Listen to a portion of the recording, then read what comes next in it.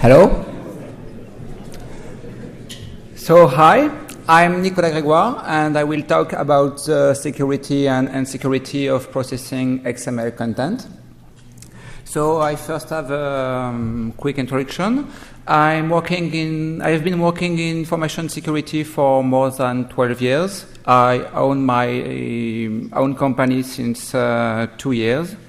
And I had a nice engagement for a client where I had to deal with XML digital signatures application, one client side and two server side, and I compromised 3 targets during the pen test. And I found this kind of technology around XML really fun, and so I chose to investigate, and I spent most of my free research time on this kind of subject since.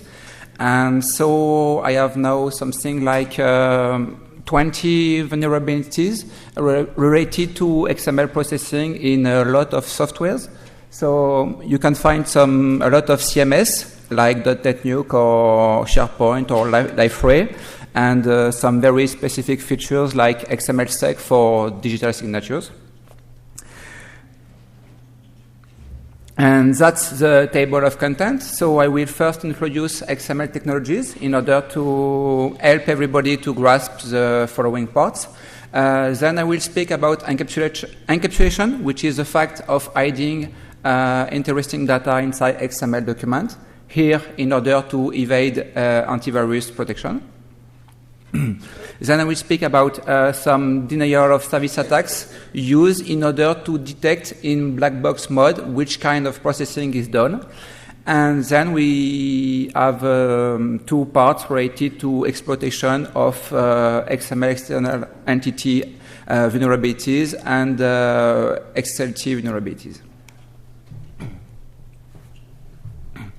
So XML stands for Extensible Markup Language. So we will define these 3 terms. The easiest one is markup.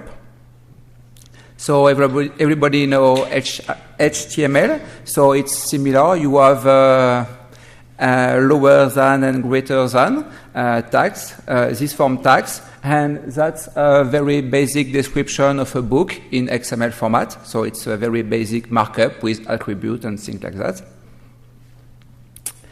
The second term is extensibility. It's very, very important. In fact, when you define an XML document, you need to understand namespaces. Namespaces will instruct the XML parser what is the precise meaning of a tag. And usually a namespace is defined by a URL. That's a very basic example.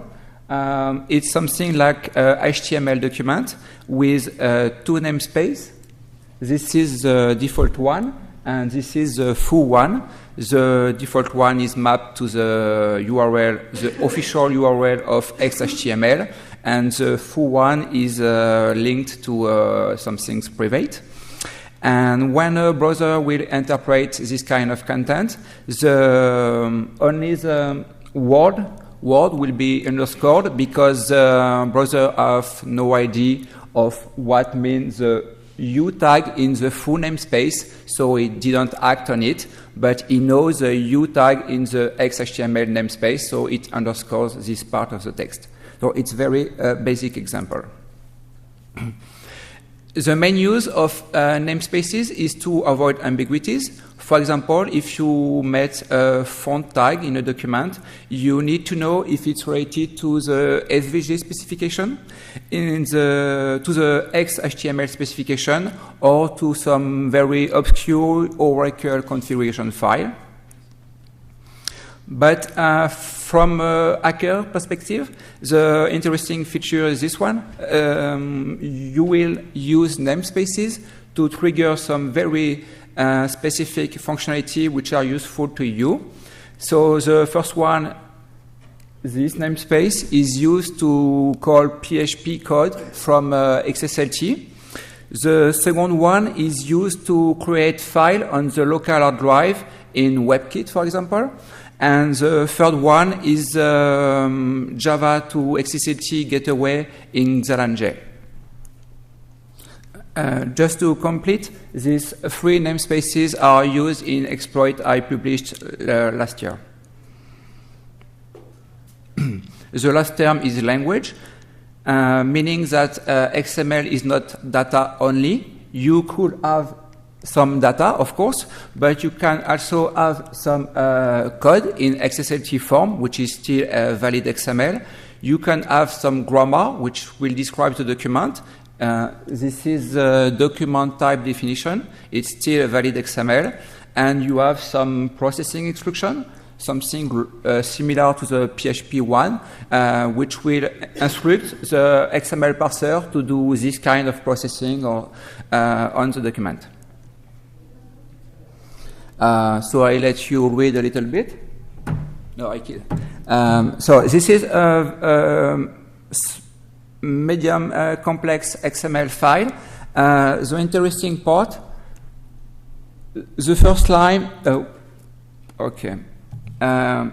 first line is missing because of the display, I think so. So the first line is a processing instruction. Then you have a doc type here, which is the grammar of the document. Then here you have some data, pure data. And here you have some XSLT code, which will be executed. And all this document is used to generate here some SVG data. Okay, the question is it really useful? And the answer is yes, because the document I just showed is have some very interesting properties. It's first XML document with embedded XSLT code, which is not very often made in real life. It's a dynamic SVG image. So depending on the XSLT code, you can generate this or that output. And it's a proof of concept for last year vulnerability in WebKit, dropping file on the local file system. So if we display this document in several browsers, we get some green circles in Transformix, which is the XSLT parser of Firefox, in Opera 2. But if you are using Chromium or an iPad or an iPhone or Safari Mobile, you will get a red circle. It's patched now, I think. You will get a red circle and you will have some file created on your local drive. Use case for XML, it's nearly everywhere, mainly in the web context. So your Office documents are XML based, your web page are XML based. When you are following blogs, you are using XML, etc., etc., etc. In real life, you will often meet some XML content. This is Microsoft Link, and the user interface allow you to select here XML file, so we can suppose it will be later passed by the application. This is W3C, which offers very kindly XSLT gateway to everybody on the internet. As you can see, everybody can provide his own URL to both the XML data and the XSLT code.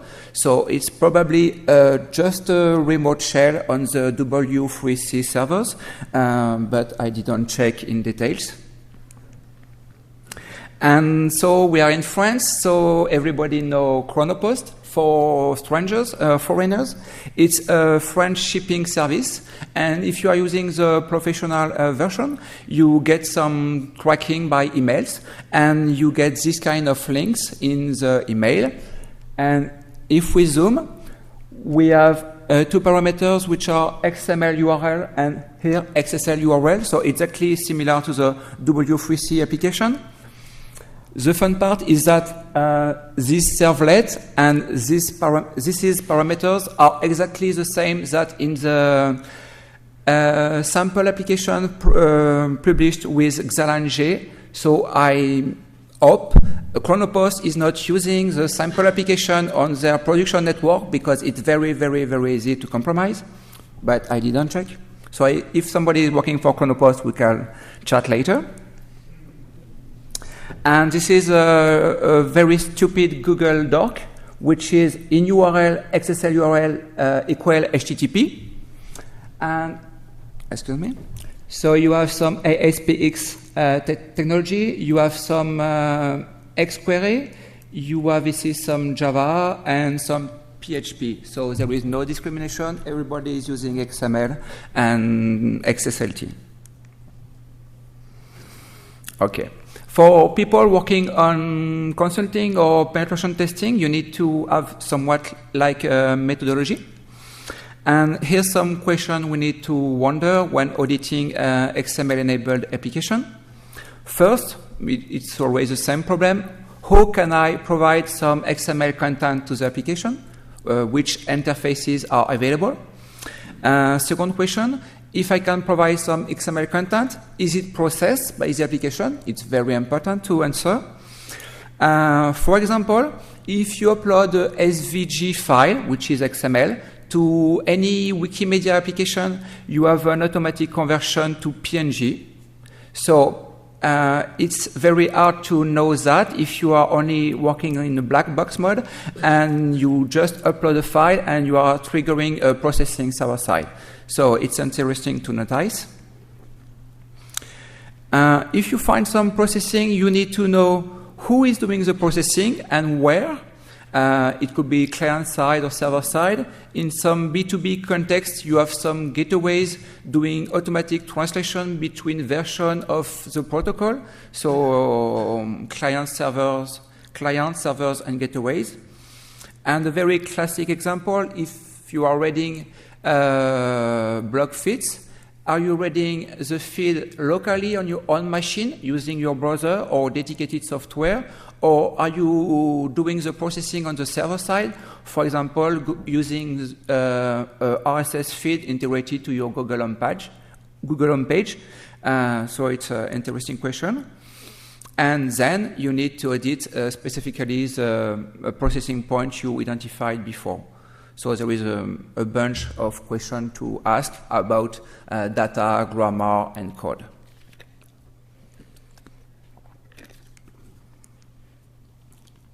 So all the demonstration will be based on some atom feeds. So atoms are used in order to track new entries on a blog. And this is a minimalist format, which is not very pertinent in real life. You just have the blog title, and for each entry, its title. And this is the infrastructure of the demonstration setup. So I have an attacker here.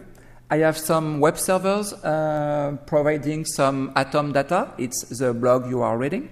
And we have 3 Atom readers, online Atom readers, so processing is done server side. 2 under Linux, 1 using PHP and XSLT, 1 using a Perl library dedicated to Atom parsing, and 1 under Windows and JSP and XLNJ. Okay, I will show you that. Okay. So for the moment, don't care of the lot of buttons. I will be too far off the mic. So here we are providing the URL of the Atom feed, which is generally hosted on the blog. And here we are providing some layout code, which will be used by the PHP and JSP application to present the content. Most of the time, web developers, consider XSLT code as CSS, which is only for doing markup. That's why I call it layout, but it's really some code. And we have some very minimalist application. So that's some Perl code using the XML Atom library in order to generate your page.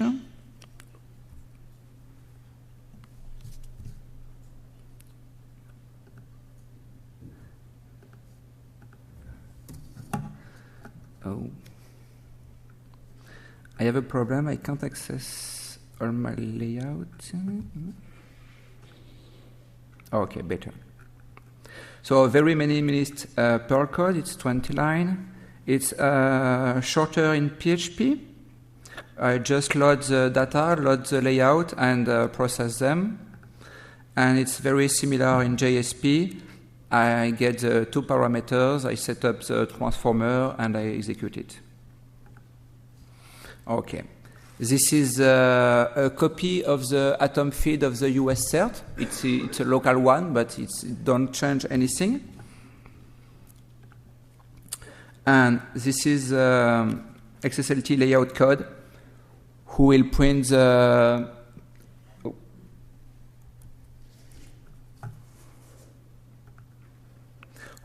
oh shit. Okay. Here we are printing the title, and here we are printing the title of the entries.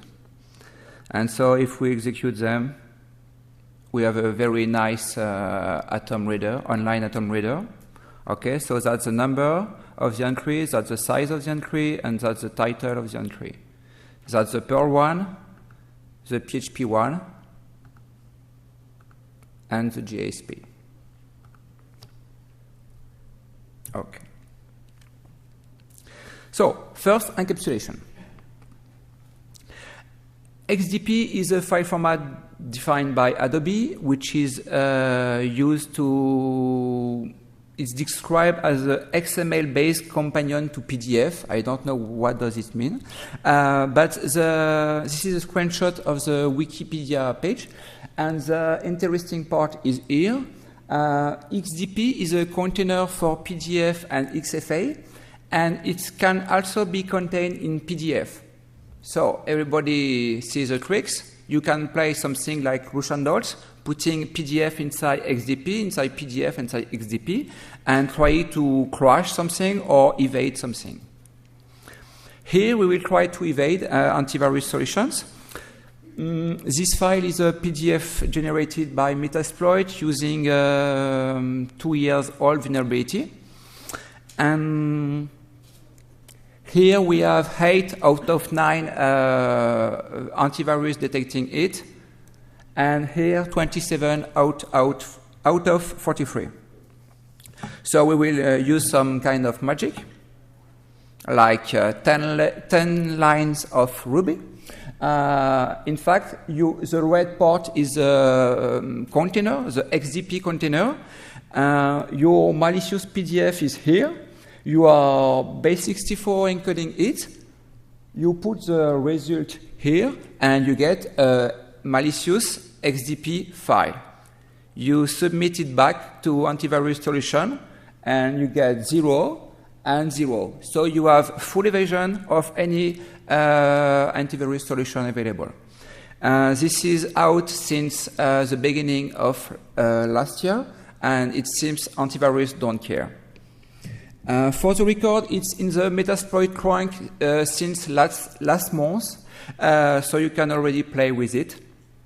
The fun part is that by default on Windows, Adobe Reader will open the XDP file if you double click on it. So I use it in penetration testing, sending XDP file to my victims. They double click and get a shell, and all the AV are evaded on my way from my own setup to the customer computers. So it's very efficient. Okay. I have a lot of tricks about encapsulation, but I have only a few minutes to span of it. But I have much more way to hide data. So, limited dose, we will try to consume a lot of resource during a very short time in order to detect some processing.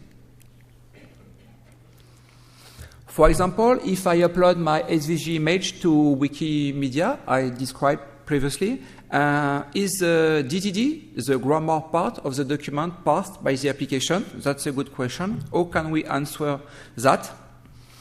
It's very simple. We have a very classic denial of service attack, which is the billion love attack. It's very, very simple.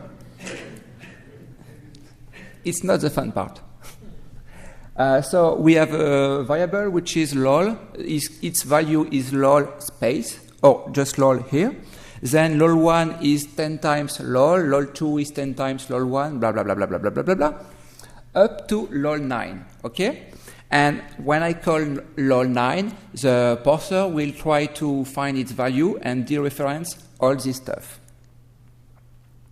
So lol is 3 characters long, so we get something like 3 gigabytes of memory which are used in order to display this document. So it will be enough to trigger a little time delay and measure it and be sure that the DTD is processed on the server.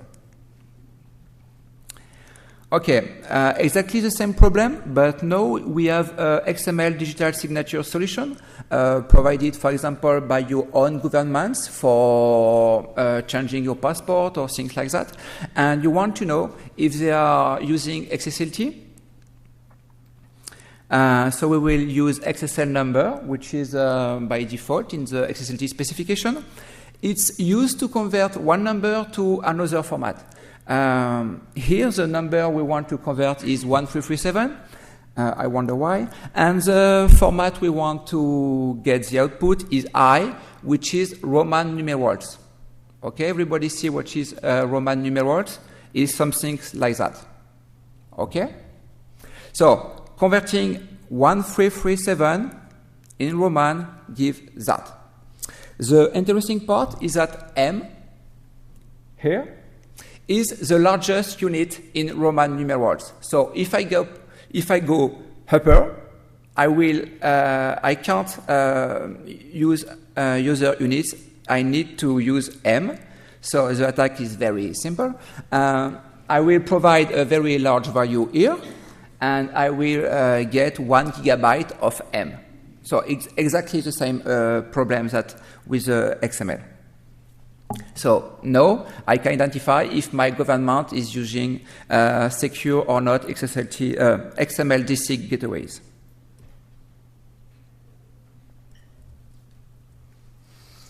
Okay.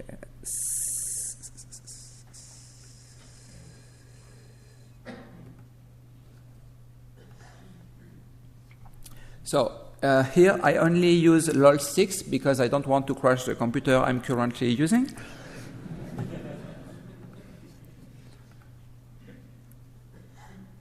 And I get 4 megabyte string, okay? This is the Perl application. The PHP one will trigger an error message, which is from LabXML. Thanks, Christoph. But I don't know why only the PHP one triggers this message. I need to investigate more.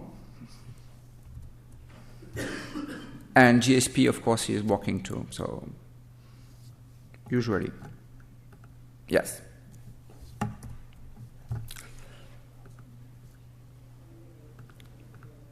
And now I use XSL number trick, and I get a lot of M. Okay, nothing magic.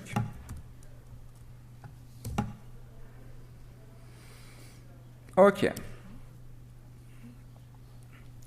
So XXE stands for XML external entities.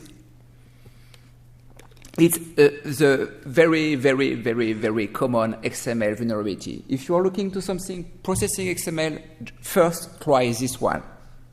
You will probably win. So it's really easy. We define a variable which is ref. Oops. Which is ref.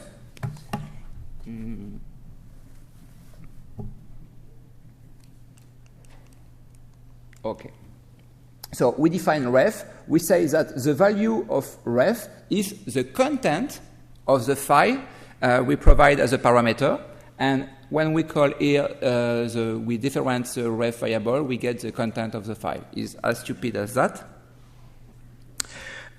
So that's some published vulnerabilities XSLT vulnerabilities published since last year. So in bold, it's vulnerabilities I found myself, and in red, it's vulnerabilities in libraries, which could impact a lot of different applications.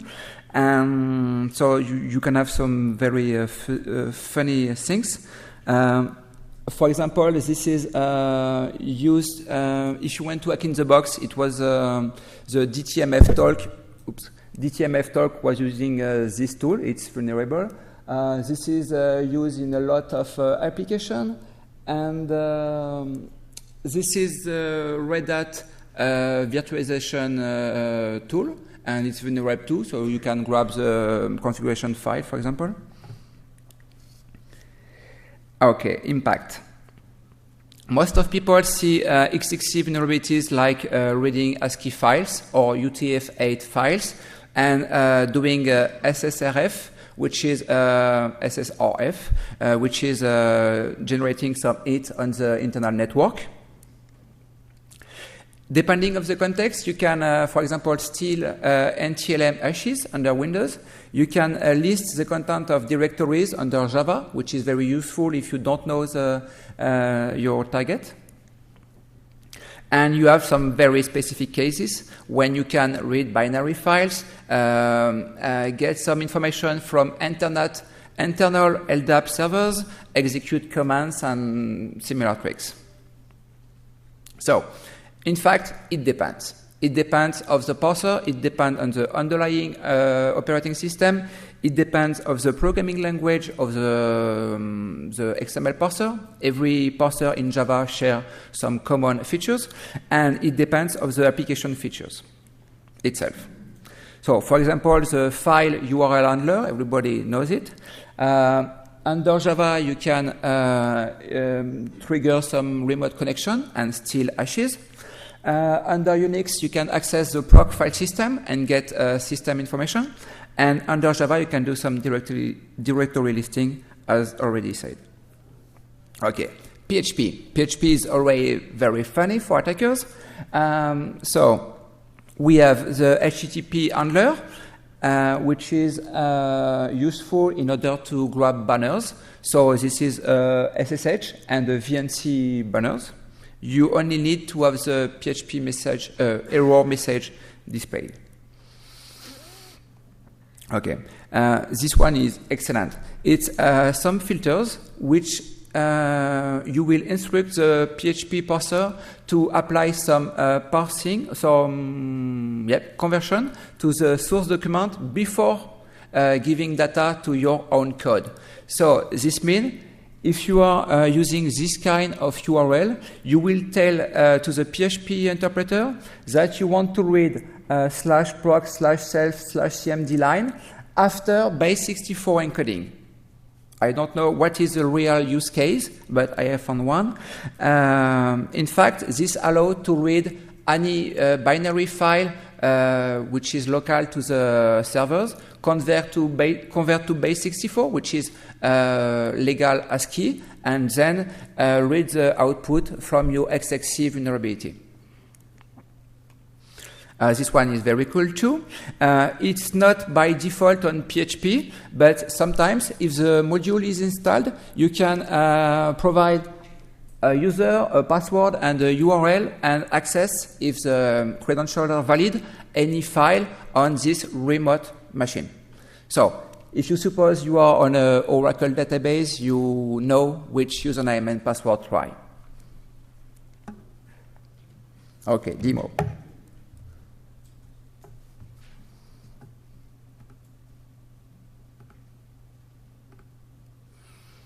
Okay, so here I try to read /proc/self/maps, which is the memory mapping of the current process. Okay, that's a Perl application. It's very easy to see it here. And if you have some Perl vulnerability, you know of the address of the heap and the stack of your current process, which is very useful. If we submit to PHP, we have the same information. As you can see, we are inside the Apache 2 process. Of course, it's PHP. and you still get the list of the module installed. Here, PDO MySQL, and the address of the stack and the heap. Okay. But of course, you can just grab the etc password file. It's an easy win. Okay, working.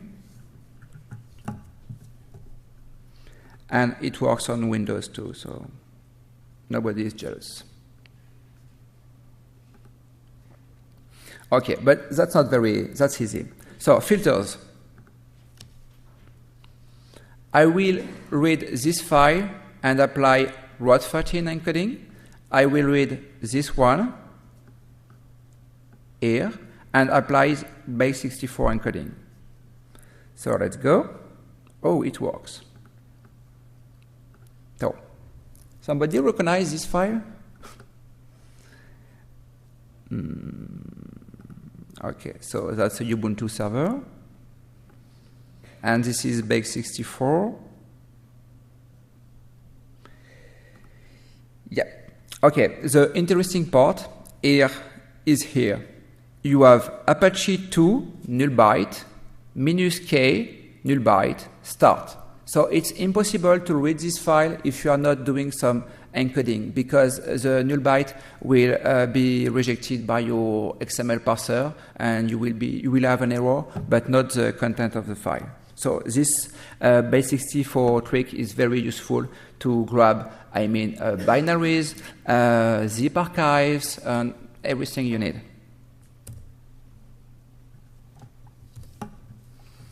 Okay, fetching banners. Okay, localhost 22. Localhost 22, I have some SSH. Fine. So,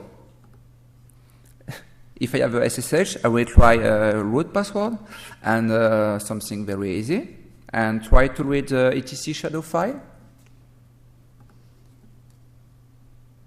Yep. So it's a little long because we need to have additional SSH connection. And so this is my root password. If you want to take pictures and decrypt it later, I don't mind. Okay, and just for Java, reading the directory listing of program files. Okay.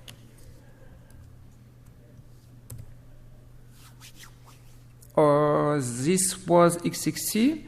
Now we'll speak about XSLT.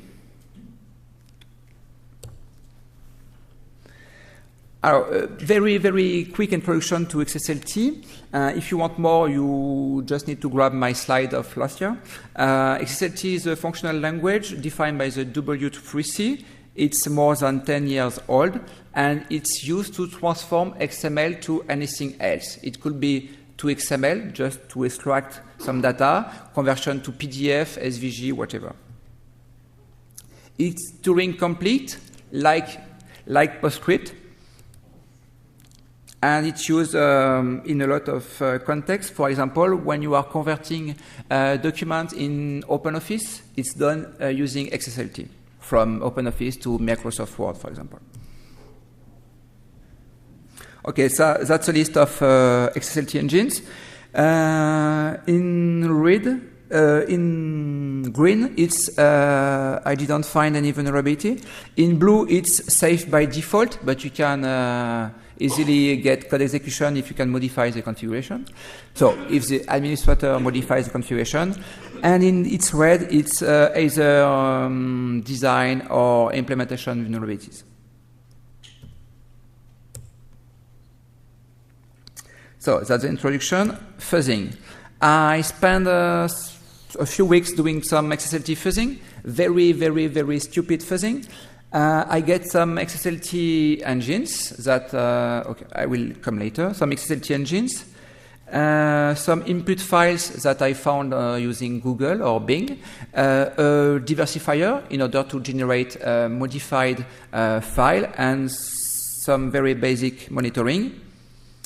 The diversifier used is Radamsa. If you are doing mutation-based fuzzing, you should know Radamsa.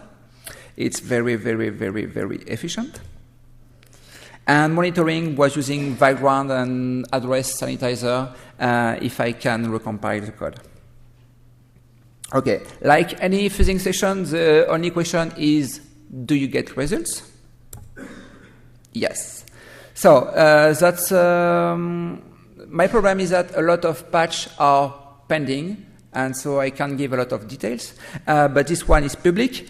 The mutation was really easy. I just replaced the SVG namespace by the XSLT one, and it created a very, very complicated state inside Firefox. Even Firefox developers were shocked.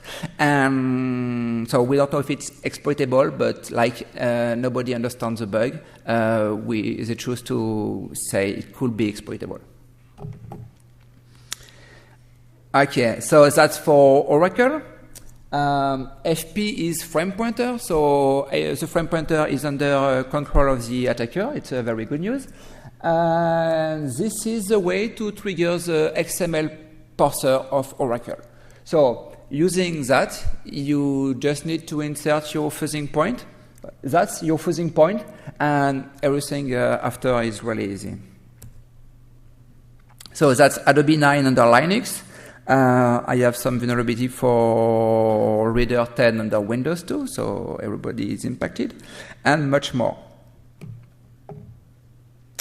Okay. So I have a part on basic constructs because XSLT is a functional language, so you don't have you have no loop, no while, no for, and every variable is read-only. So I have a lot of stuff in order to emulate some for and while loop, but it's complicated and I don't have a lot of time. So I will very, very fast, up. And some demo. Okay, so the demo is, I want a for loop. I want a for loop which is for each property described in this document, get its value. And it's very simple once you understand. You do a for each property, get the value of the property, the content of the property, and get its value here. And you get something like that. So if you are doing a penetration test, you get really a lot of very useful information. Okay, and if here I have a while loop, I mean I will execute commands and I don't know the size of the output, so I need a while in order to iterate. So it's very simple. I describe my commands here. And here I have some XSLT magic I will not explain here. Using reflection and complex things in order to get to only get a while. It's 50 lines of XSLT code in order to emulate 4 lines of Java, a simple while loop in Java. But happily it works. So in red is the command, and it's black, it's the output. So you have a shell on the server. Okay. So you have found a way to trigger high-level code execution inside XSLT, which is really not so uncommon because Xalange under Java by default allow code execution. XML Spy, which is a client-side tool, by default allow .NET and Java code execution. And PHP, if the register PHP function is called, allow to trigger a PHP code from XSLT. So in PHP it's really dumb. You use this namespace, which is mapped to foo, and you call foo function, the name of your function and the arguments. So PHP info is trivial.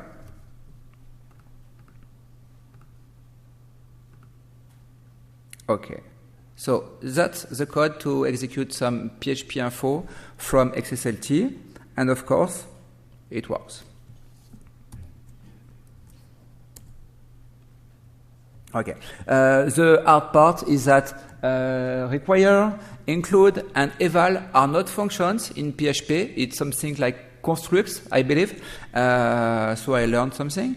But luckily, assert and preg replace are functions and allow to execute arbitrary PHP code. So that's what we will use.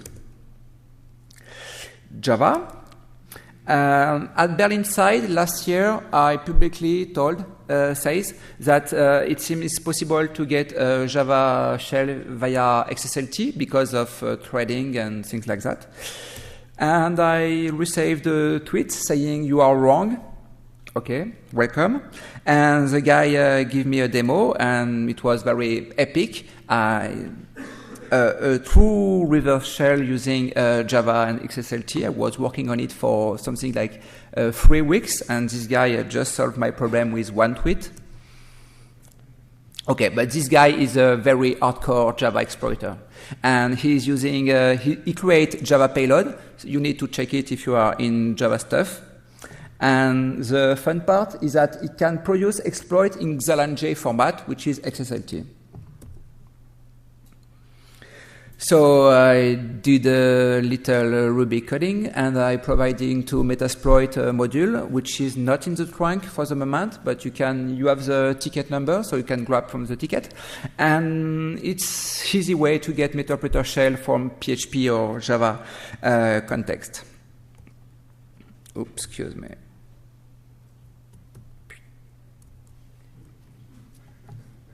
Oops. Okay, so PHP Meterpreter. Okay. I need to start Metasploit.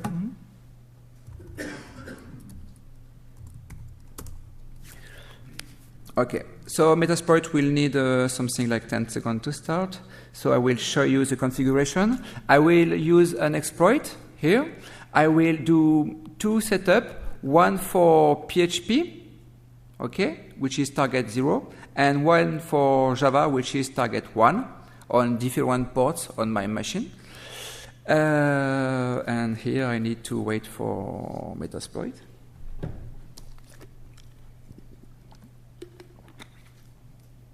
Il me reste combien de temps? How much time? Thank you.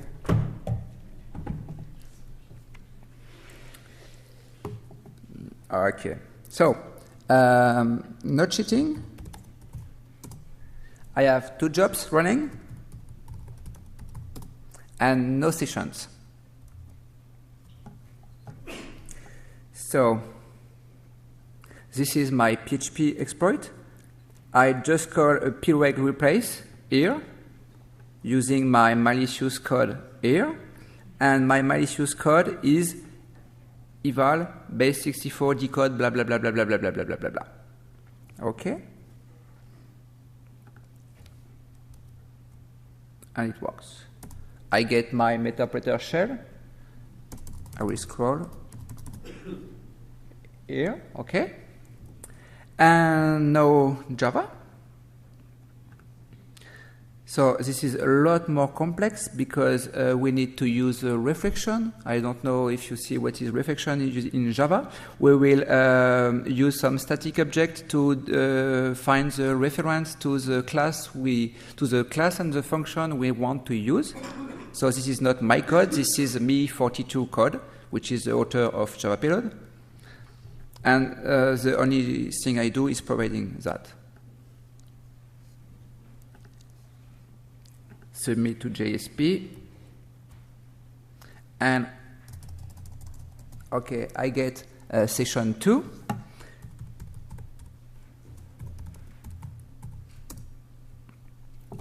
And as you can see, I have the PHP one running as www-data, and the Java one running as system because it's Java and Tomcat under Windows. So okay, it's a win.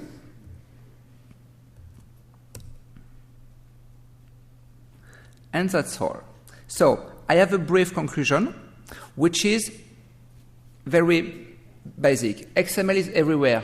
If you begin to look for, you will find a lot of XML everywhere. The second point, which is the main point I want you to memorize, is XML is not data. XML is a document, and you can have code, grammar, processing instruction, and eventually data. So when processing an XML document, first check if it's data. If you feed your XML document to your XML parser without checking first, you are asking for trouble.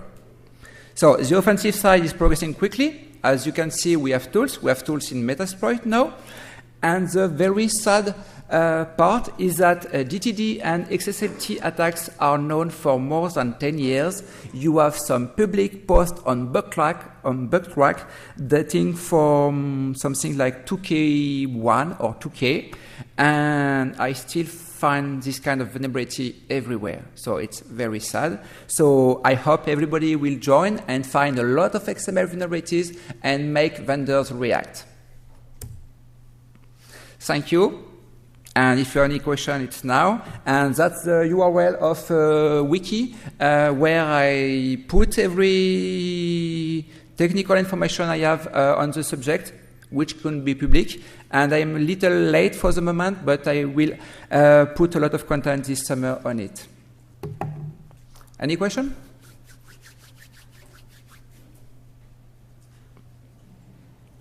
Wake up, it's finished? Okay, no question. So thank you very much.